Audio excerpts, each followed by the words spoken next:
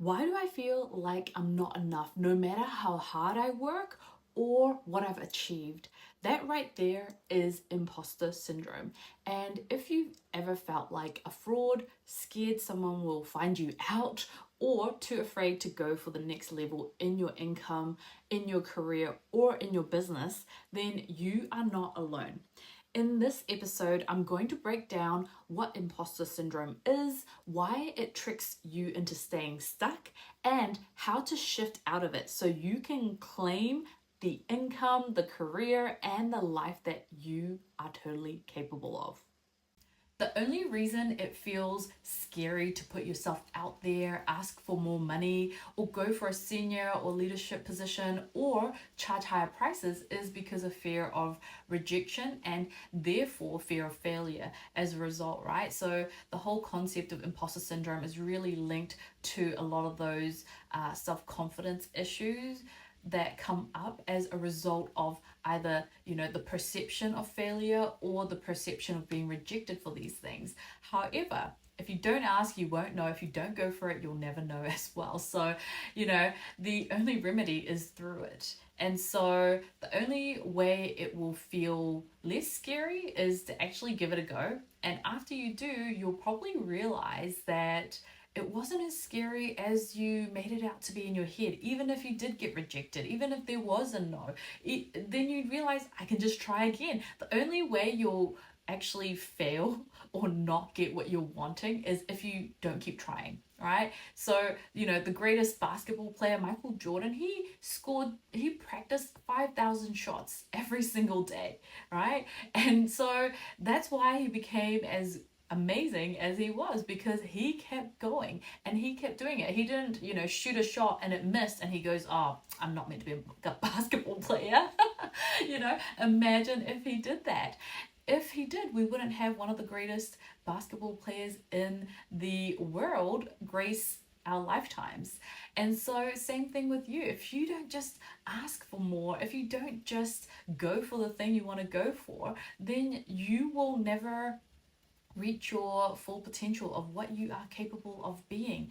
And you are already so capable. You already have within you everything you need to achieve what you want to achieve and succeed in whatever it is that you are wanting to level up in. So the only chokehold on your income, in your career, and in your business is you and your willingness to fully put yourself out there. All right. So you may feel like a fraud even though you've worked really hard and you're good at what you do, you've got evidence that you are capable and competent, or you've actually achieved so much, yet you still feel like you're a fraud, you're not good enough, and someone's going to find out that you are not worthy or capable of what you currently have. So maybe it's a position, maybe it's a business, maybe it's a level of success that you have. And this term, imposter syndrome, is something that encompasses and applies to a lot of high achievers particularly, and it can actually have a detrimental effect on your self-confidence and also in your well-being as well if you feed into this particular concept way too much. Right? The reason that you feel like a fraud, even though you've worked hard and you know you're worthy and deserving of what you have, or you've seen the evidence in your external reality of the fact that you are worthy and capable of having what you have, the reason is because there's a mismatch between how you view yourself and the reality and the truth of it, right? So this is where your current identity has a mismatch with how you actually view yourself. Your self-concept of yourself is not as what the reality is reflecting back to you. So there's a book called Psycho-Cybernetics, and it's essentially written by a plastic surgeon that realized that after doing all these plastic surgeries on people, that they came in thinking there was something wrong with them, that they weren't beautiful enough, they weren't, their body wasn't a certain shape or size or whatever. So they came to get the plastic surgery done. However, when they left, their view of how they looked did not change. right? So a lot of these clients would come back and do more work on themselves because they still didn't feel pretty or beautiful. They still didn't feel like their body looked just right. And so that book, Psycho-Cybernetics, is all about your self-concept, how you view yourself in the world. And if your self-concept is not a healthy, empowering, supportive one, then it can have a detrimental effect on you and your well-being and your self-confidence. It will slowly but surely chip away at your self-confidence in the long term. The more you view yourself in this skewed negative perspective that you're not good enough yet, that you're not capable or worthy yet or smart enough, it's not healthy and it's not helpful.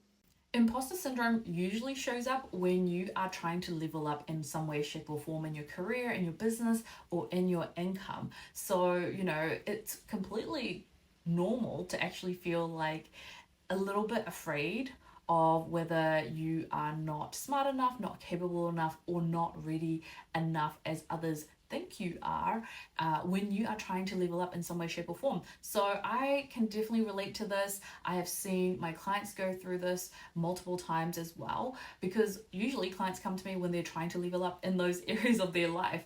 And personally, for me, in terms of my personal experience, I can share a story of when I was jumping into leadership, stepping up into leadership, and also stepping into my coaching business as well. This came up quite a lot for me during that time.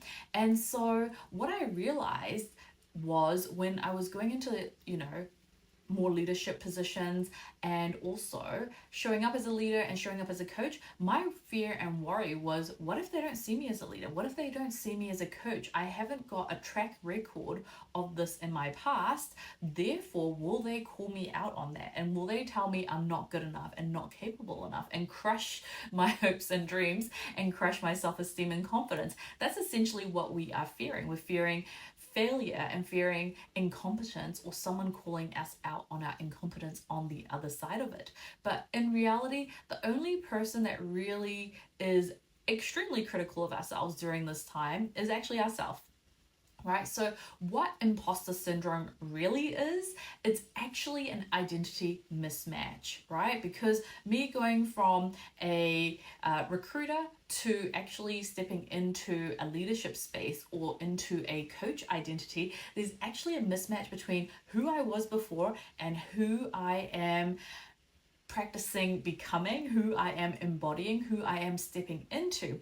And during that transition stage, it's completely normal and natural to feel like an imposter sometimes and, doubt yourself and question yourself. That's actually a normal part of identity transformation and shifting into a new version of yourself. So I don't want you to think imposter syndrome is like a disease or a mental illness or some sort of thing that sticks with you for life, right? It's actually a normal thing that everybody feels when they are shifting into a new level in their reality. So what I want you to do is to reframe that and realize that it's actually a mismatch between the identity you are today and the identity that you are wanting and claiming and embodying.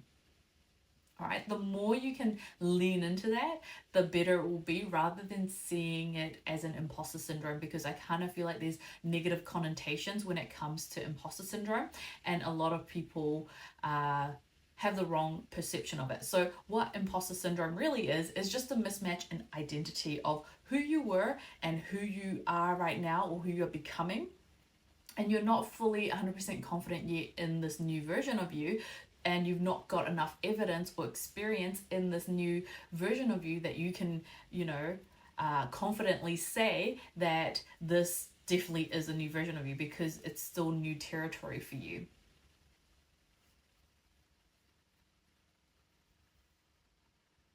The other thing too about imposter syndrome is really about your negative beliefs about yourself and about your self-concept. So thinking you're not good enough, you're not capable enough yet, or that you are not smart enough, not intelligent enough, or not really ready enough, that you don't think that you can adapt and actually achieve at this new level, at this new space and place. So really, imposter syndrome is an identity mismatch and also belief mismatch between where you are and where you're wanting to go.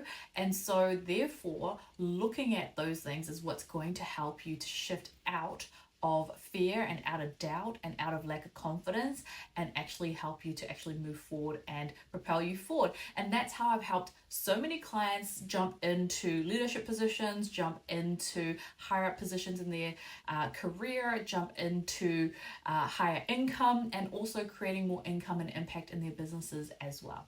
So the quickest and easiest way I know how to overcome this through working with hundreds of clients one-on-one and in group settings is through identity transformation and rewiring your subconscious mind. So identity transformation is actually getting crystal clear of what does that leader version of you look like? What does that coach version of you look like? How do they speak, think, act, and feel on a daily, habitual cycle? And actually embodying that identity and rewiring your subconscious mind will help you to be able to shift your reality much quicker and to take more confident, aligned action much quicker, because then you're actually choosing more empowering beliefs rather than am I capable, am I not capable, am I good enough, am I not good enough, am I ready, am I not good enough, am I not ready. Instead of thinking those things, you actually can show up with a lot more certainty and confidence in yourself.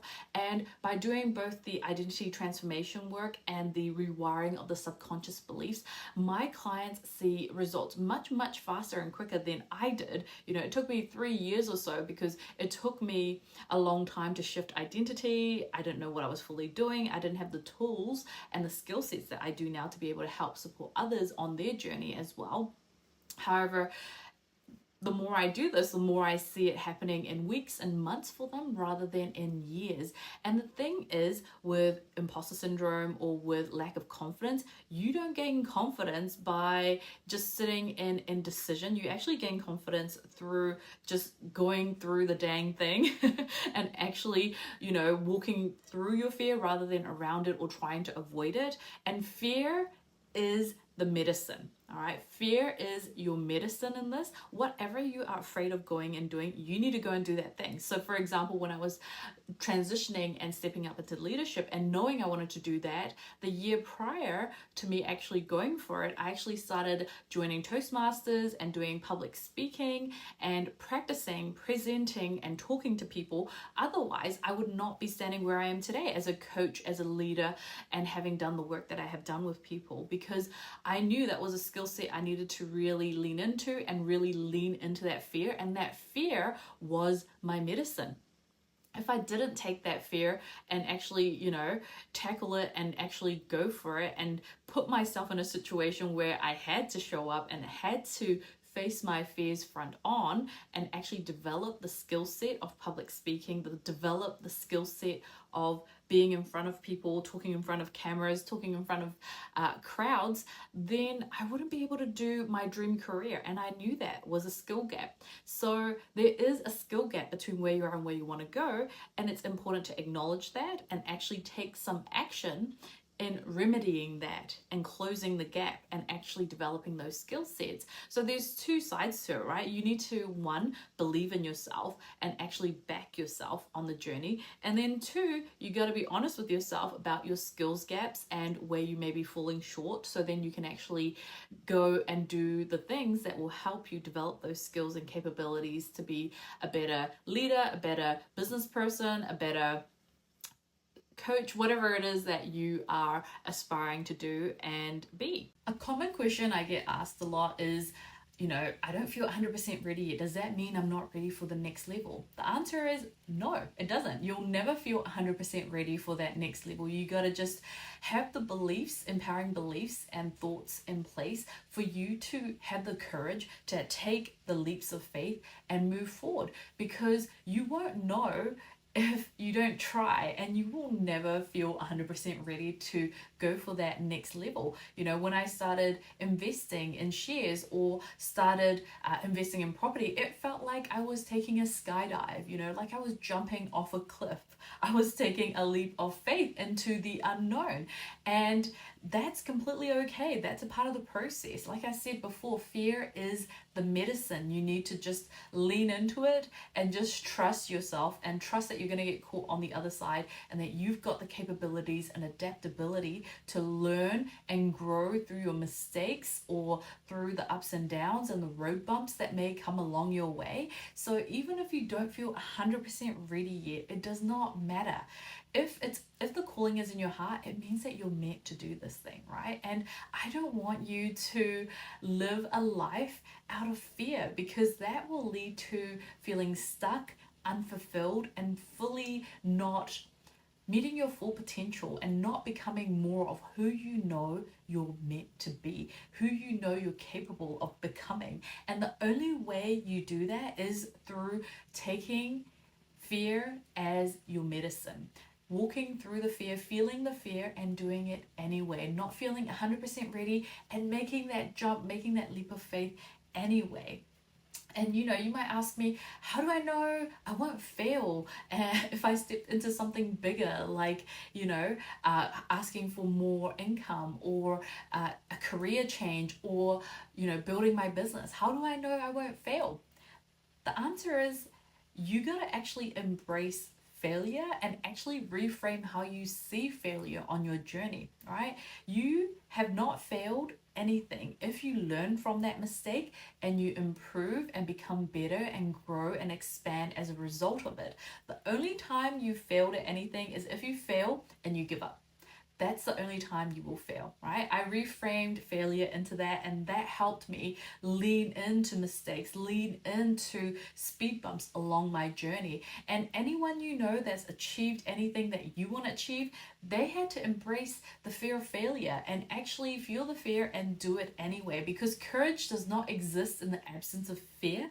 Courage can only exist when fear exists, right? So if you want to be a leader, if you want to earn more income, if you want to build a business, courage is one of the biggest traits you're going to have to lean into and embody, because there's not a day that's going to go by where you're not going to have to lean into that. You got to be courageous if you want your dreams and goals to become a reality. And you can't let excuses and labels like imposter syndrome stop you from going for what you really want, because that's what I really wanted to clear up with this episode, is that imposter syndrome is just a natural part of the process. Everyone feels it when they are stretching and expanding into new levels and going into new territory. It's completely normal. There's nothing wrong with feeling the fear and feeling, you know, a little bit of self-doubt on your journey, but there is something wrong with not moving past that and not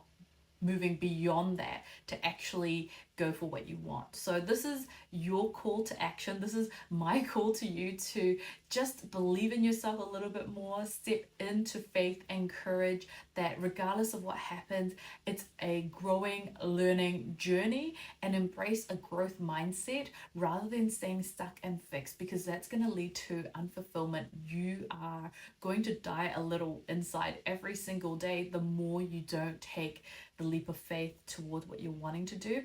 And also, the more you self-criticize yourself, the less empowering the relationship you have with yourself is. So I highly encourage you to talk to yourself with more kindness, with more encouragement, and more support. You know, be your own biggest support system on this journey, because you're with yourself 24/7, and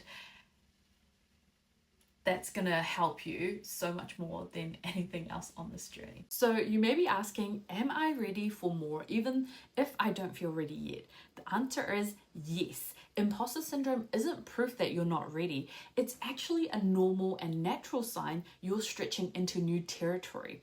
And the truth is, you don't need to wait until you feel confident. You build confidence by stepping into the thing that you're scared of. So remember, the lie was that you're not enough, and the truth is, you are more than capable. And when you shift your identity and your subconscious beliefs, there's nothing holding you back from your next level. That's everything for today's episode, guys. I'll see you in the next one next Wednesday. And until next time, keep growing and keep expanding.